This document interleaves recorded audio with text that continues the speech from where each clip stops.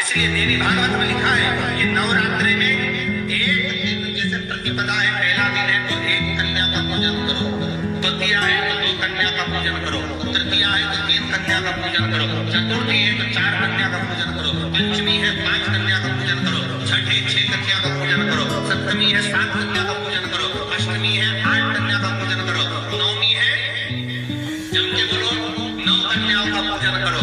और अगर इस तरह से आप पूजन नहीं कर सकते नवरात्रि में तो 9 कन्याओं का पूजन एक साथ या तो अष्टमी के दिन या नवमी के दिन कर दो, या मध्य में बीच में भी आप कर सकते हो। पर अगर आपकी कोई कामना है, आपकी कोई इच्छा है, मान लो पड़े जैसे कई लोग कहते हैं कि हमारी इच्छा है हमारी वो मकान नहीं बिक रहा, या हमारी वो जमीन नहीं खरीदी जा रही, या हमारी कोई कंपनी नहीं डल रही, या हमारे काम में ये अड़चन आ रही है, तो नवरात्रि में 4 नवरात्रि में से किसी भी नवरात्रि में आप नियम बना लो कि एक कलश की स्थापना कर एक दिन में एक कन्या का पूजन कर उसको पूजन कराना, लाल वस्त्र दूसरे दिन 2 कन्याओं का पूजन कर लाल वस्त्र उड़ाना, लाल चुनरी देना, तीसरे दिन में 3, चौथे दिन में 4, 5वें दिन में 5, ऐसे 7, 9 दिन तक एक कन्याओं के क्रम को बढ़ाते आप उस पूजन का विधान प्रबल करना।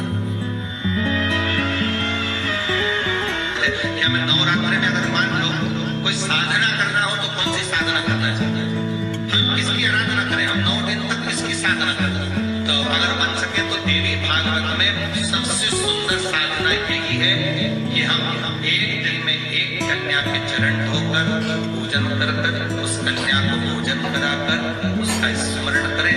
हाँ, ये जरूर है कि कोरोना महामारी चल रही है तो इस नवरात्रि में भले ना, पर आगे की नवरात्रि में जब नवरात्रि अच्छे रहे, कोरोना से मुक्त रहे, तब आप किसी कन्या को एक दिन में 2 दिन में 2, 3 दिन में 3, 4 दिन में 4, 5 दिन में 5, ऐसे नवरात्रि 4 वाली नवरात्रि आती, किसी भी नवरात्रि में आप स्मरण करें,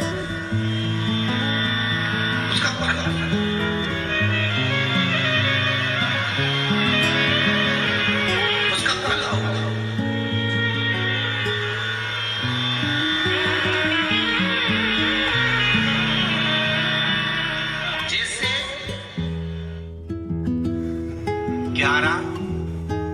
आम के जो पत्ते जिस डाली में लगे होते हैं वो डाली कोमल सी डाली 11 टुकड़े महाराज एक कच्चे सूत से लपेटकर 11 बार उसका भाग जब उसको लपेट लोगे इस तरह से इकट्ठा करके धागे का जो भाग है 11 बार कच्चा सूत लपेटने के बाद जो भाग पीछे का आगे का कोई भी हो उसको शहद में डुबाकर शिव जी को समर्पित कर दो। किस जगह पर रखना है? अशोक सुंदरी वाली जगह। अशोक सुंदरी की जगह जानते हो आप लोग? पहले भी आपको बताया है, आज फिर आपको वर्णन कर दो। जैसे ये गोल जलाधारी ये शिवलिंग रखा है, ये तो जहां से पानी बह रहा है बाबा के चरणारविंद, राइट में श्री गणेश जी का स्थान, लेफ्ट में कार्तिकेय का स्थान, बीच में अशोक सुंदरी की जगह। शंकर भगवान की 6 लड़कियां हैं। भगवान शंकर के 13 बच्चे, 13 बच्चों में से 6 लड़कियां, उस 6 लड़कियों में से एक लड़की का स्थान, भगवान शंकर की एक बेटी का स्थान, अशोक सुंदरी का स्थान सामने पद्म पुराण में स्पष्ट किया। ये स्थान अशोक सुंदरी का। शंकर भगवान की जलाधारी में पार्वती जी का हस्तकमल, ऊपर से जो एक एक बूंद पानी गिरता है, ये शंकर भगवान की 5 लड़कियों का स्थान है। जया, विषहरा, शामरी बारी, दौतली और देव। शंकर भगवान की 5 लड़कियां भगवान शंकर के मस्तक में जल की धार गिरा रहे।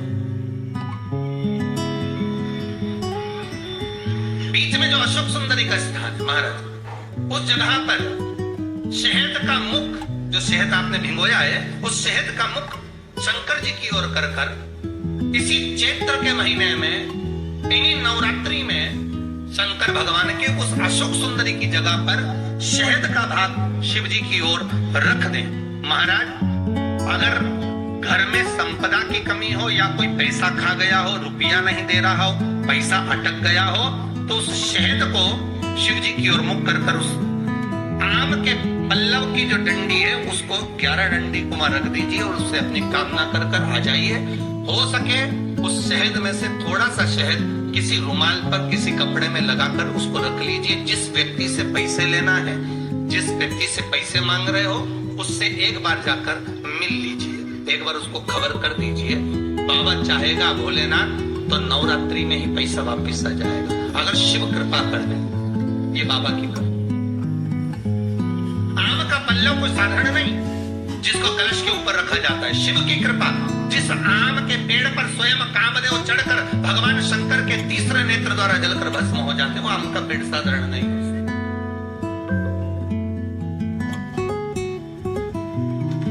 सहज नहीं। और वैसे भी शिव शिव है। घर में ज्यादा रोग हो, बीमारी हो, ज्यादा तकलीफें आ रही हो, कष्ट बढ़ रहा हो, बीमारियां बढ़ रही हो, या भय लग रहा हो, डर लग रहा हो, हृदय चित्त में कहीं ना कहीं आपको भय का भान हो रहा हो, तो एक लोटा पानी एक कलश में जल भर कर रख लीजिए और रात भर उसको रखे रहने दो। नवरात्र चल रहा है, उस कलश को रात भर रखकर सुबह सुबह उस कलश में एक बेलपत्र डालकर उस जल को नीम के पेड़ के नीचे, जहां चैत्री नवरात्रि में नीम के पेड़ के नीचे सारी विद्याएं, आद्य शक्तियां, सारी देवी उस नीम के पेड़ के नीचे विराजमान रहती हैं। उस कलश में एक बेलपत्र डालकर रात भर रखकर उस जल को पूरे घर में घुमाकर उस नीम के पेड़ के नीचे समर्पित कर दीजिए महाराज। घर में भय लगना बंद हो जाएगा, कोई बड़ी बीमारी आपको घेरेगी नहीं और उस बीमारी से, उस रोग से आप मुक्त रहेंगे। उस बीमारी से, उस रोग से आप मुक्त पाएंगे। वो बीमारी आपको घेर, आपको कुछ नहीं चाहिए, मेरे शंकर को चाहिए क्या?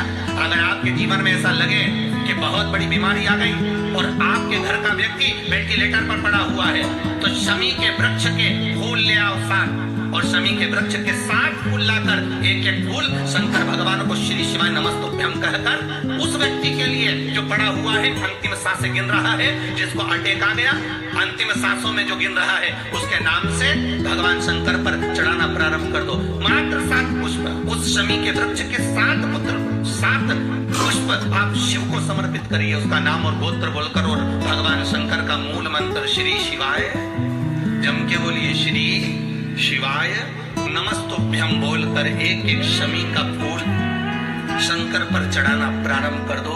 फिर आगे वो विश्वनाथ की मर्जी है, वो प्राण कैसे लेकर वापिस आता है, उस काल से छुड़ाकर महाकाल कैसे लाता है, ये वो जाने। आपका फर्ज केवल आप अदा करिए। जब अंत में डॉक्टर भी हार जाते हैं, जब अंत में डॉक्टर भी कह देते हैं कि अब हमारे बस का नहीं है, अब तो उस परमात्मा के हाथ में, मतलब डॉक्टर को भी मालूम है कि एक को डॉक्टर बैठा होगा, एक डॉक्टर और है, तो बस वो थोड़ा सा